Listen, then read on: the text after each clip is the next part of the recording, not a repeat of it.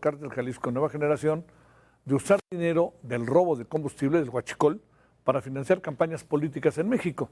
Yo diría, con razón, si así fuera, Estados Unidos bien podría acusar al Cártel Jalisco Nueva Generación, pero también bien podría acusar a los que recibieron el dinero, ¿no? Así como y de imponer, esta es otra acusación, afines a los intereses de este grupo delictivo. El Departamento del Tesoro estadounidense ya sanciona a 2 mexicanos y a 9 empresas presuntamente dedicadas al huachicol, vinculadas al grupo criminal. Los delitos financieros también incluyen contrabando transfronterizo, falsificación de documentos aduanales y empresas fantasmas para evadir impuestos. La presidenta Sheinbaum dijo que exige pruebas de los señalamientos. El caso de nuevo se mete en la agenda bilateral, la sigue tensando y así fue como se dijo, ¿no? Lo que no entendemos pues es la parte de cuando informan de las campañas, porque eso nunca fuimos informados. Y además, ¿qué pruebas tienen también? Porque es lo mismo. O sea, es decir que ocurre algo sin ninguna prueba. En este caso, las personas que fueron, de las que habla este comunicado, ya estaban también bajo investigación de la UIF, pero ellos se adelantan con el comunicado, no esperaron a la comunicación conjunta y ponen este tema de las campañas, que no entendemos a qué viene. Bueno, yo creo que se entienden a qué viene, ¿no? Pero bueno, Víctor Sánchez, académico de la Universidad Autónoma de Coahuila, hablemos de este tema. Víctor, con enorme gusto te saludo. ¿Cómo has estado? Muy buenas noches. Hola Javier, muy bien, buenas noches, a la orden. Gracias por tu participación. Yo creo que sí saben a qué viene, ¿no? Perdón, entiendo por qué lo puede decir la presidenta, o quisiera entenderlo. Pero a ver, tenemos evidencia de que el Cártel Jalisco Nueva Generación y otros cárteles hubieran metido dinero en las campañas electorales, ya sea vía huachicol, vía la droga, vía secuestros, vía lo que fuera. Bueno, a ver, lo primero que tenemos que tomar en cuenta es que se ingresan al país aproximadamente cada año 18,000 millones de litros de combustible ilegal. Eso implica, pues, no solo que entran, sino que, pues, hay una tolerancia, porque para meter esa cantidad, pues, necesitas de la anuencia de muchísimos funcionarios de diferentes niveles, empezando por las aduanas, tanto marítimas como terrestres, controladas por la Marina y por la Sedena. Obviamente necesitas la anuencia de, pues, muchos gobernadores, alcaldes, porque pasan por las carreteras, por los trenes, ese combustible. Y además llega a gasolineras porque no hay forma de moverlo de manera clandestina, o sea, de vender ese combustible. Entonces necesitas de la misma red de gasolineras. Por tanto, hay funcionarios de Pemex que no hacen su trabajo para verificar que estas gasolineras no vendan ese combustible. Pero ya entrando al terreno del financiamiento de las campañas, pues al menos tenemos un caso grandísimo que ha estado más de 5 años en los medios de comunicación, que es el de Sergio Carmona, que es el rey del huachicol, le decían, fue asesinado en San Pedro, Nuevo León, en 2021, y lo que se tiene fehacientemente es aportaciones directas a la campaña a la gobernatura de Américo Villarreal y de varios candidatos a diferentes alcaldías en Tamaulipas. También se cree, aunque esto no está tan soportado como el caso de Américo Villarreal, que financió campañas a la gobernatura en Nuevo León, en Nayarit, en Baja California Sur, en Sonora y en Sinaloa, y además prestó su avión privado a Mario Delgado para hacer varios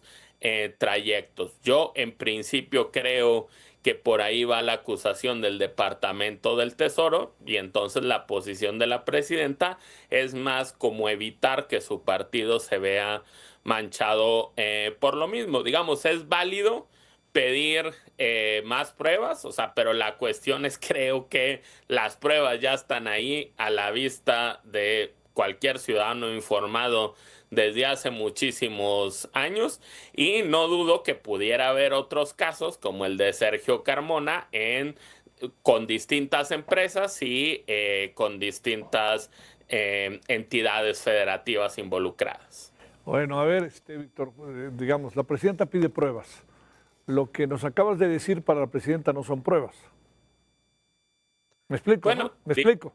sí, no, no, no. A ver, y entiendo su posición, o sea, pero la cuestión es, a ver, pues si el gobierno, que es el primer interesado en investigar, uno, la limpieza de la política y dos, los desfalcos de Pemex, porque el huachicol fiscal no es otra cosa que los desfalcos de Pemex, pues digamos ahí ya hay una cuestión de no querer ver ni atender un problema.